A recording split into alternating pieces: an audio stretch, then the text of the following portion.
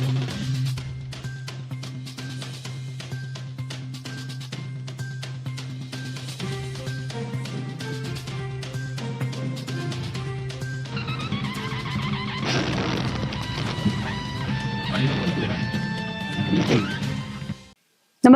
आपण पाहता Hirkani news. Hirkani news प्रत्येक क्षण ताज्या घडामोडी आणि महत्त्वाच्या प्रत्येक बातमीसाठी नेहमी तत्पर. टीईटी बीएलओ मधून सूटच्या मागणीसाठी शिक्षकांचे धरणे.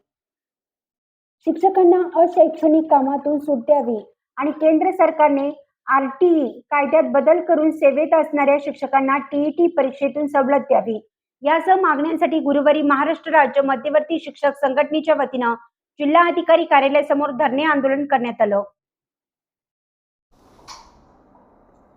जिल्ह्यातील प्राथमिक, माध्यमिक व उच्च माध्यमिक अशा सर्व माध्यमांच्या सुमारे 24 शिक्षक संघटनांनी एकत्र येत सामूहिक रजा काढून या आंदोलनामध्ये सहभाग घेतला. यामुळे जिल्ह्यातील सुमारे 95% शाळांमधील शैक्षणिक कामकाज गुरुवारी दिवसभर ठप्प झाले होते.